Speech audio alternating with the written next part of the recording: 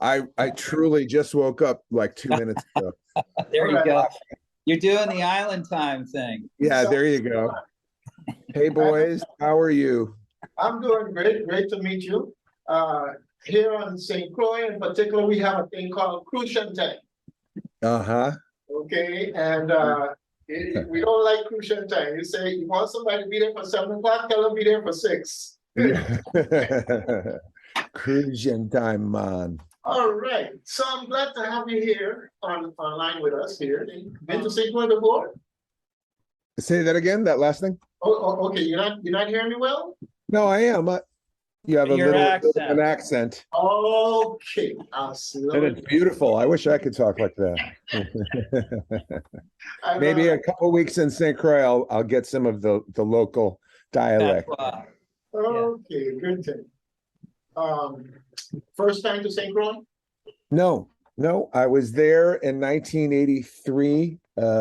There was a club that I played there with a band called the Shabu All Stars for about 6 weeks.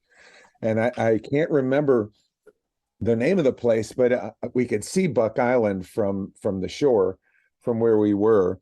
And I was there for 6 weeks, and I decided to get my diving certification from a place called North Shore Dive Tours or something like that. Yeah, North Shore. Oh, okay. Yeah, are they still there? Yep. Amazing. I'm here. Well, Doug, you there? yeah, we're here. So we'll be welcoming you back to St. Croix. Thank you. It's been too long. Yes, I hope you're not going to just run in and run out. I plan to be this trip is the first 2 weeks of many, many, many, many upcoming trips. All right, good thing. All right, everybody's got a story, and Sure. for purposes of my audience, tell us a little bit about Jeff Pevar and his born with a guitar in his hand, or somehow the epiphany went off later on in his life. However it happened, tell us a little bit about Jeff Pevar and your journey. Okay. So, like many people around my age, and the fact that we were brought into this world around this timing, it was a musical and cultural renaissance, the 60s and the 70s, as far as music, as far as the freedom in music, as far as the type of music that was on the radio, the type of music that records were being made. I mean, there was all kinds of music. And it was such an amazing time to be a musician or someone who loved music, because on the same radio station, you'd hear Motown and Johnny Cash and, so many different amalgamous styles of music. But the thing that really kind of launched my hunger in music was seeing the Beatles on Ed Sullivan. And once I saw the Beatles on Ed Sullivan, it kind of epitomized a certain vivaciousness and joy and celebration of not only music, but passion and joy and childlike exuberance. And so once I saw that, I knew what I wanted to do. So it was just a matter of between the time it would take for me to get proficient enough on my instrument to be able to relax and obviously have lots of experiences with lots of different musicians to teach me what it would be like to be a professional musician. So I actually was going to school and started playing in nightclubs on weekends with musicians who were older than I. I remember my mom driving me to rehearsals, and I was too young to get into the bar, but I was back then it was relaxed enough where I could go in and I could play. So I was about 14 or 15 playing in nightclubs, and that began the career of me learning how to take the responsibility of the guitar chair in a band and learn how to perform and learn how to get good. And so it snowballed as time went on. And then as time went on, opportunities unfolded before me. I've used the term luck, but I've changed that to fortune. So rather than say I've been really lucky, I've been very fortunate, because I believe fortune is something that that can happen to someone through their power of manifestation and their dedication and their exuberance, and maybe, is it God? Is it karma? It's hard. You can't really, I can't put my finger on it, but I certainly feel very fortunate that as time has gone on, opportunities have come my way. I've heard it once said that the power of manifestation is something that you could actually believe in, that we are incredibly more powerful to bring opportunity to us like a magnet. That if, and I love that possibility, like a magnet, I'm going to draw opportunity to me. Yep. And meeting Greg Dunnett is one of those. The kindred people that you have in your life, they sometimes just appear, or the opportunity just happens because you happen to be in the right place. Is it total blind luck, or is it fortune, or is it meant to be? All these things, you could think about and try to figure out. But I'm just very fortunate that Ray Charles came to New Haven, and I heard the day of the show that his guitar player had left the band, and I went down early and I talked my way backstage, and I watched the show, and I told the band leader I was interested, and he asked me if I had a tape, and they had 2 shows that night. And it was in New Haven, Connecticut, which is an hour drive from Hartford. And after the first show, I ran back to Hartford to a studio I was working at, made a cassette tape, drove back as fast as I could, breaking speed records.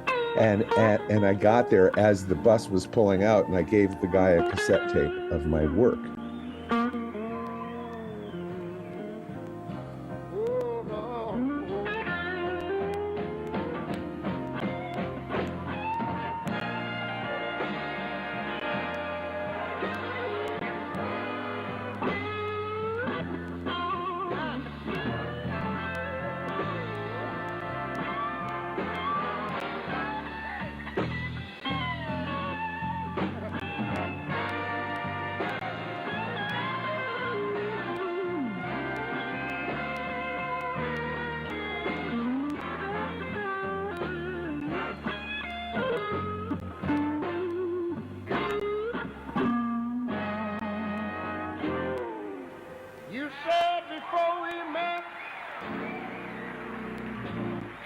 Your life will overtake. So, the way things have just kind of fallen in, one thing after the other, the snowball effect. So is it luck? Is it meant to be? Is it me being, taking advantage of a possibility? All these things I'm very happy about. And I'm a student. I learn every time I put the guitar on, and I don't take anything for granted except the fact that my desire to do as good as I can is there. My son would say that he's fortunate because he figured out what he wanted to do the first time he saw iPhone. iPhone, okay. He saw the videos and it was the epiphany. Wow! And nice. For them, it's like show them the phone and they know what they want to do. Nice. That's great, and I love that story in the sense that you see opportunity and you go after it. It's either yes or no, and we have the footage of you there playing with Ray Charles. You tell them the sky is the limit, go for it, and you're living proof that these things happen, just like so many other people who just persisted. All right. Yes, I love the saying, the only limitation is your imagination. Oh, yeah, that's a good one. That's a good one. Fantastic. So who are you bringing down with you this time? So, well, of course, the best thing that ever happened to me is meeting Inga Jorgensen.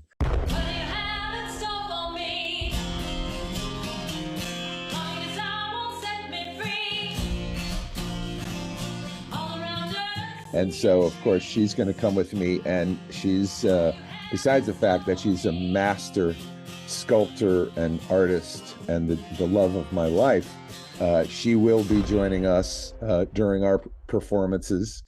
I have some wonderful musicians that I've met who live in this area, who moved here from various places on the planet, to my great joy. And the drummer's name is Christo Pellani, and he's played with numerous bands over the years, a number of well-known bands. He moved in from Los Angeles. And Matt Spencer, who moved here from, he was in California and then moved to Hawaii and then came here, and he plays bass, but he's also a very accomplished guitar player. So we put a trio together called JP3. I often enjoy playing with, larger ensembles, but there's something about the trio, a guitar trio, which is a very unique study and opportunity unto itself. And I admit I am a very big fan of Jimi Hendrix. And but my love, oh baby, ain't the kind that folds. Come on, sugar, let the good times roll.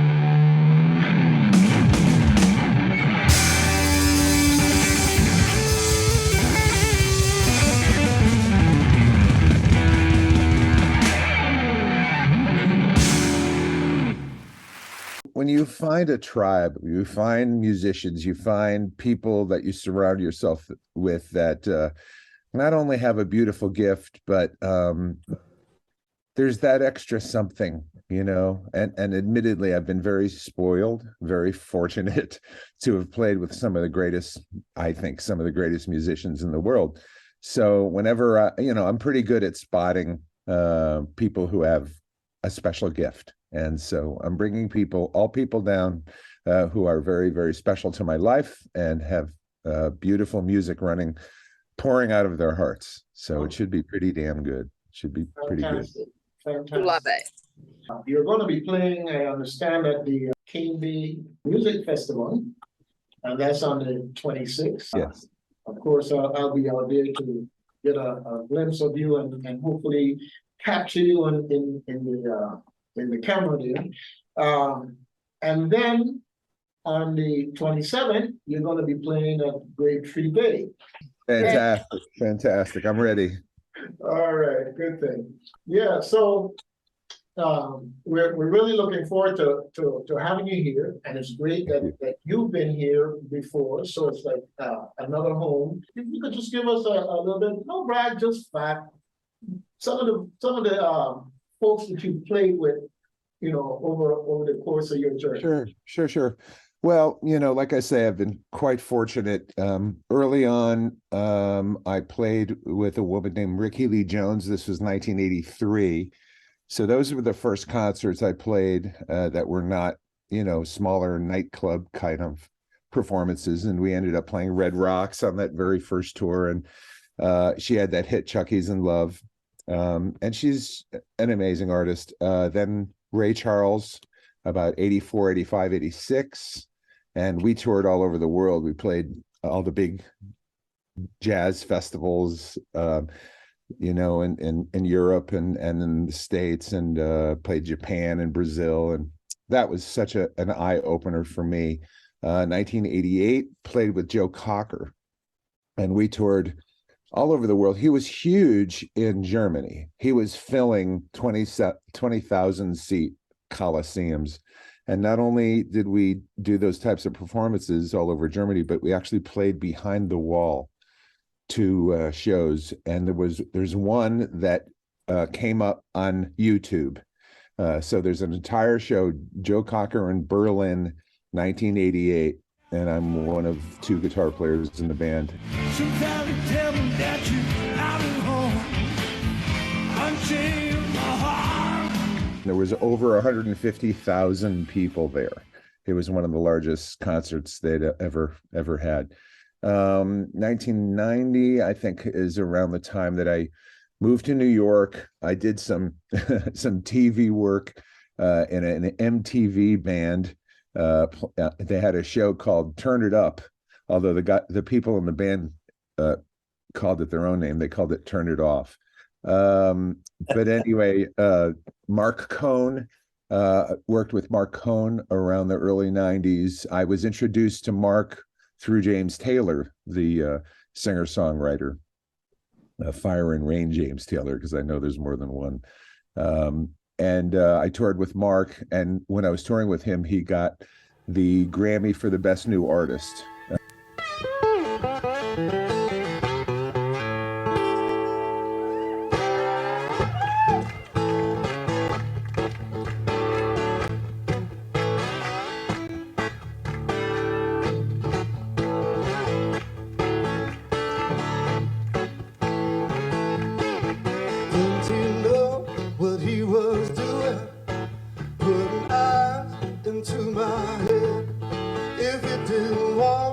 Watching well, he should have left my eyeballs dead. Isn't that so? Isn't that so? You've got to go where your heart says go. Isn't that so? Didn't he know what he was doing when he divided high and low? He said you gotta bury the seed, you gotta bury the seed down in the dirt, my friend, if you want the thing to grow. Ain't that so? Isn't that so? You got to go where your heart says go. Isn't that so? It's just a line of the least This was, I think, 91, 92. And then we opened for Crosby, Stills and Nash. And David Crosby and Graham pulled me aside and asked me if I'd be interested in touring with them. So it was quite an exciting opportunity to tour with more of my heroes.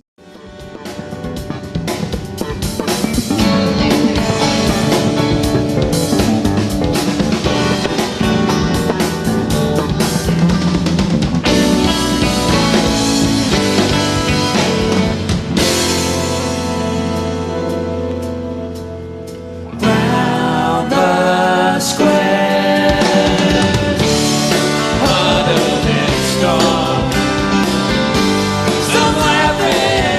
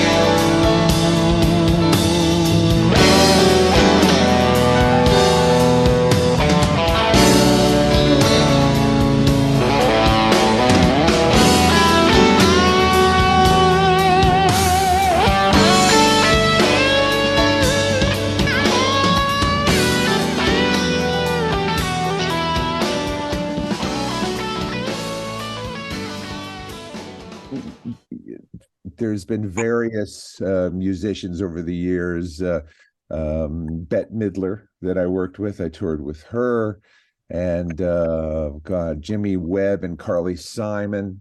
And there's been studio opportunities as well, that would come my way, recording with different artists. And then I've learned to become a producer and a multi-instrumentalist. So I produce people's records, and I have a studio in my home. And the technology these days, I'm able to play all the instruments, or we can hire some musicians. I've been working a little bit with the keyboard player from Little Feat, Bill Payne. And actually, I sat in with Little Feat a number of times, which is very exciting for me. The list goes on and on. It sometimes gets a little foggy, to try to remember all of them, Great memories, I'm sure. Great memories in that sense. Well, welcome to St. Croix to make some more great memories. Man, I am so excited. We are so thrilled. And, to play a rock festival is such a treat for me, because admittedly, I do love to be able to put the guitar on and be rambunctious. There's times when you're being very tasteful and very lyrical with, folk musicians. And then there's time where you turn it up to 11 and let it all hang on. Right. Yeah, let it all go. But my love, oh baby, ain't the kind that folds. Come on, sugar, let the good times roll. Yeah, let the good times roll.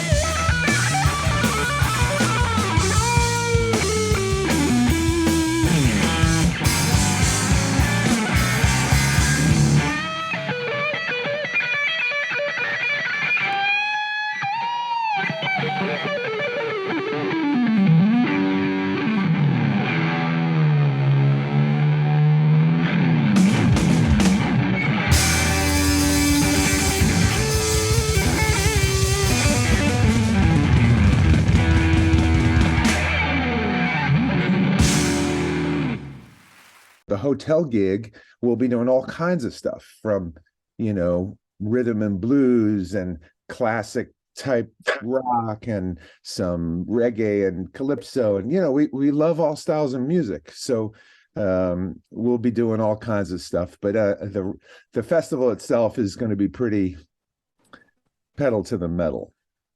Sounds good. Yeah. We can't wait.